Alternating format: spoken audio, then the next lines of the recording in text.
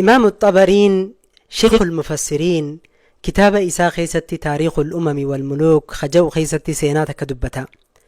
سينانتون أكمتك إني بيكم سأيقل وان سبب إسافته أكسم ماس قرتي وان بيكم سقدا فايدا قدو سينانا ما خنو سكا دبتا إيقركوتي بل أوجرا وان جو قرتي نما قرسيستي مالجا أمتر إبلا ما في أفرتم هجران أقاني فيقه لبون جراتي سيناتنا في فوديسي واني في قرتي أركيه مدوبا إمام الطبرين أما تربلا ما في أفرتم هجرة خنا خيستي أقار مداني برسني جهجا ورّي مكة قوتون ولك أبمانيتي نمالي نكباتي تنسمة قنياتك أبو خقرتي مالك أبو ديمي بتتي نيات سانيتين رمضان سمة لكن دلتشتوكو جرا أبو غياث خجانين قربان كن أمت سديتمي جها أمرين إسا ديمي دلو مجرا إني خن نمني رتي قرتي على فيه خانك إني مسروفو وبليان دلا لمك أبا خكي إساتي أمرين قدة أكسم ماس إلمان دلا دا أفرق أبا جارتي إسا تمكان إسي لبابا جامتو في هذا جارتي إسات وجراتا نمس الديت خي إني ربيتي مسروف جتشو دا بر وياتوكو جاء قلقل إيغا قرتي هل كان دعبتين مربي صداتو سبين جيسي بودا جارتي إساتنا أسيامي يا لبابا جي مكايسي أسيامي مكايسي تو لبابا دا وقاخنا التلفتيتي جتين يا أبو غياث جتين قنو قيالا مقوتون الرتي دبري ولنتي سومنا تنفر تمر واتكو تكو في بشان تكو أنا في أتيو أبسن اللي إلمان كينيا أبسو هندن دهن أكسم ماس هاتي تياس جوران الرتي وقوغي وقاق باتي ربي نخيس الصدادو وانيا ننو برباديتين أفعلوا إن شاء الله جي يا ربي انفرنين دلق جي إذوبا نين برباد جي إغنى حالة إسا خنا لالو تسيني عمري إساتي ديمتي ilmaan saa kana qahumaa hin qabne qahuccuu takkichaa gartee lubaabaa irraa asyaamii irraa fudhate kana malee huccuu tana walirra gartee zoorsisaati tokkoon isaanii tokkotti salaatee akkatti uffatan jireenya isaa kana laalee kharakkoo kana laaleeti rakkatee eega sammuu rabbii isaa faarsee alhamdulillaahi alaa kulli haal jee mana isaatii gabbehee oggaa subii salaatee deemee makka keessa deemee nama isas dalagaa daleessifatu barbaadu seene نم تقولين خي سد لي سنجرو إني دلتش أمد سديتمي جهاد لي صفتا وقاد لقى أبي إذا نوس ورخيتك هرك كلان قال جتشو متى إساخي سفدي جرين خنا جبي سلاك خنا الردو إيه مالك أبا دنياتنا الراح فورا بافدي مالك أبا جي ركود لتنا أركورا وصوتنا يا دوتي مخيب قاد ديسك أبو تكو جلقت تاي مخي خنا جلقت تاي جرين سايادي أماس جرو جبو ساخنا يادتي لكن أمو حديث رسولات قيادته خمال جو نميتك كلمة دو أقابو هنته فإن كان لابد يراه في انسيه جران فليقلها جو جا رسولي اللهم إن كانت الحياة خيرا لي يوجرون قرتي خرنا جعلت تاتي فأحييني نجراتشس وإن كانت الوفاة خيرا لي يودو تمو خرنا جعلت تاتي دنيا رانا أوفتك كانت جيس خجو خنيادتي جتشخنا جيئتا أسيني osoo taa'ee jireenya isaa kana akkatti intaluu gaaddisa kana jala taa'ee carqii takka if duratti charke maali carqiin akkanaa jee jawwee itti fakkaatte silaa jawween tun dhuftee na ciniintee hafuura na baafachiiftee jee mataa isaatiin ifiin haasawa eganaa carqiin jawwee yoo taate maan sossoone jee meerkaan qabadhuu jeeeti garteetti chidee meerkaan qabateen sossoone oggaa as oofuu carqiin tun waan ulfaattu adda banee kunoo maalleeyni dahabaa kun shakam jee akka keessaa gayyaa'e أبو غياث جمديتي وان قرتي جروس لا جبي ركتشو جريتون درا ديمتي جمتشون قلبي إسا خيس الديبتي أكنا مدر دراتي ديبي ilmaan isaa isaanii nyaata gartee bareedaa nyaatu isaanii uffata bareedaa isaan hundi takkatakatti uffatan tummataa isaa keessa dhufte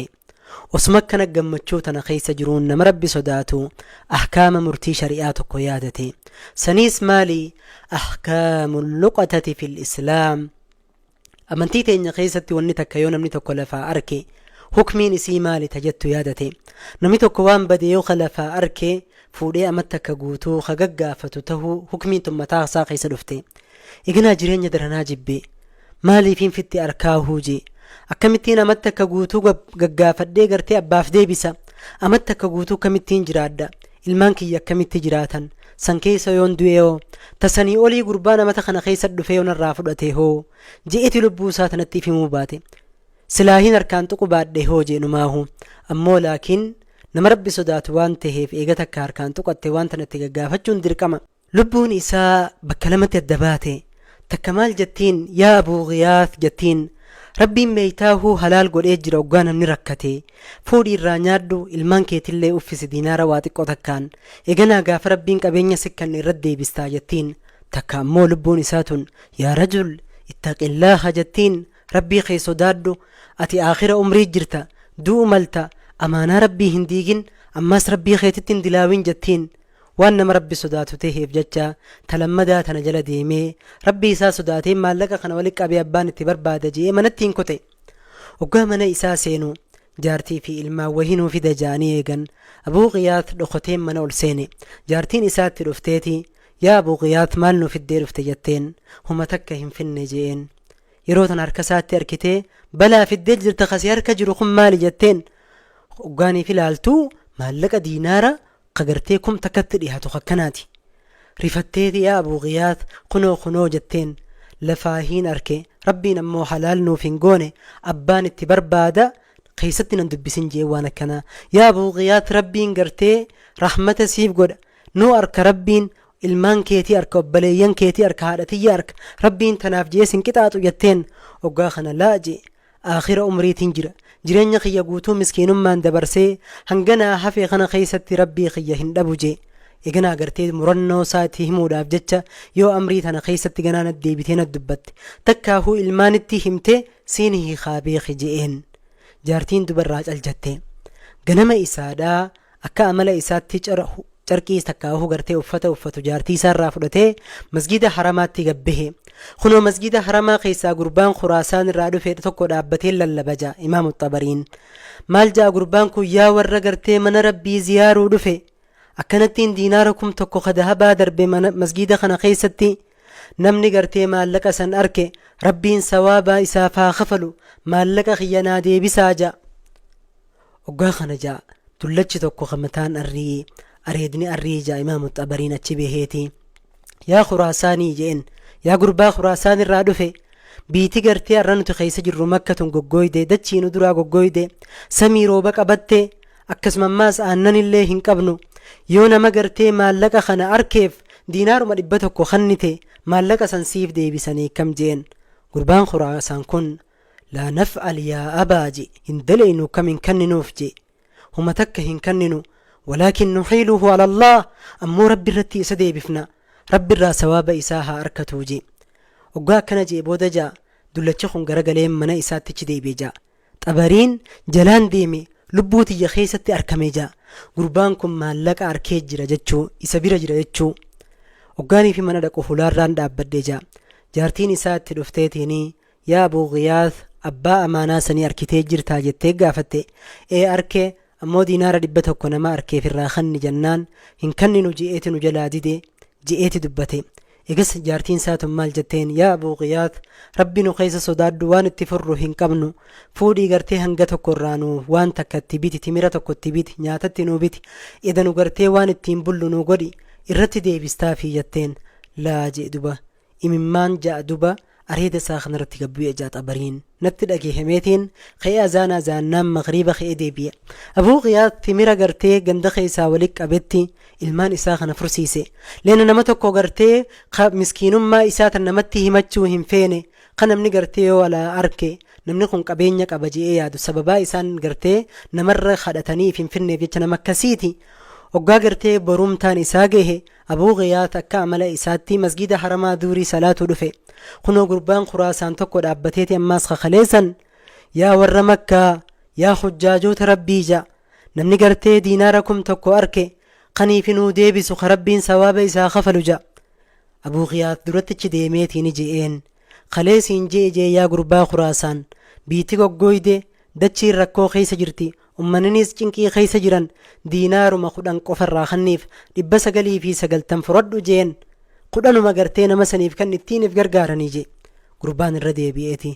laa naf'al yaa abaa je hin dalaynu yaa abbaa jeen hin kanninu ammoo rabbitti isa deebifna rabbiin sawaaba isaa gartee haa deebisuufi je.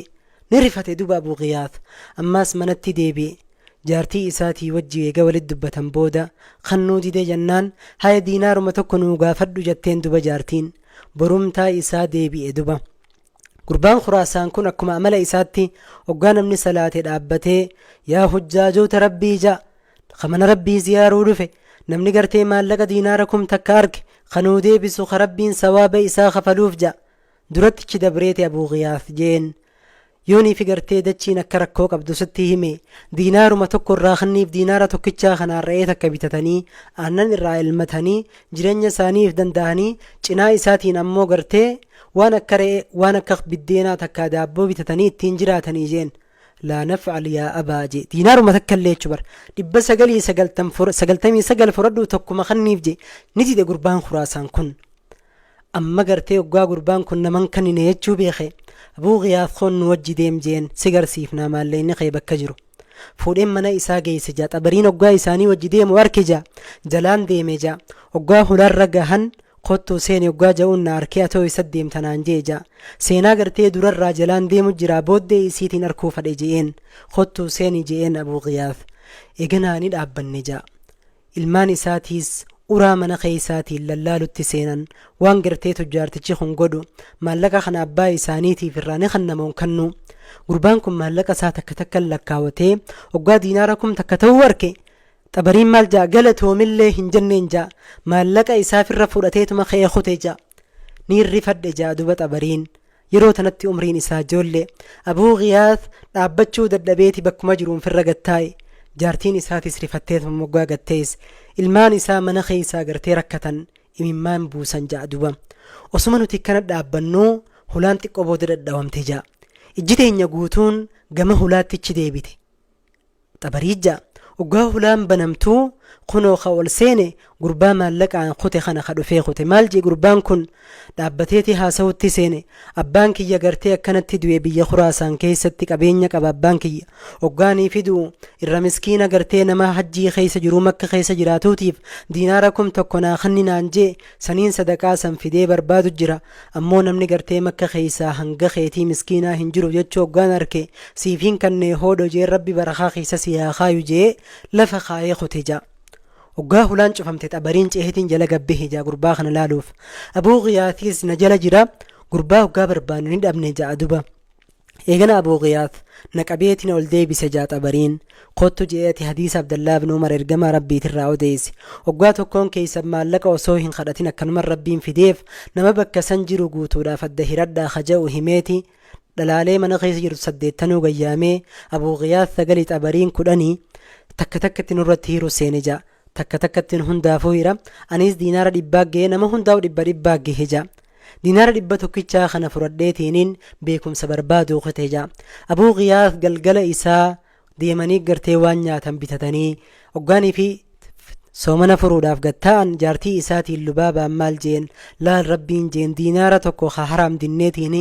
1,000 haa halaal nuu fide jeen rabbiin cufumaati isa sodaatte rabbiin khayrii san caaltuun bakka sii buusa egas Abuu Giyaas ka'ee dhaabbate garam deemte hoggaa jaartiin jettuun nama akka keenyaatti rakkate finneetiin rabbiin maallaqa nuu kanne kanaan gartee soomana isa fursiifna jaa Imaamu Xabariin deemeetiin diinaara kanaa nama 16 guutuu baradhe jaa amma 16 bugoota hoggaan nama guddaa ta'e aalima ta'e makkattiin deebi'ee hoggaan seenaa Abuu Giyaasii fi Abuu Giyaas barbaadu seenaa san booda baatuma takka booda du'e jaan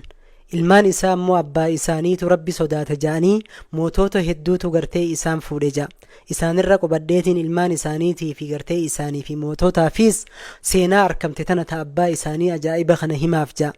egas ka'eetiin ammaas beekumsaaf kute amata 40 boodaan makkatti deebi'ee hoggaan isaan gaggaafadhu isaan hundinuu duniyaarraa deemanii jiran jaa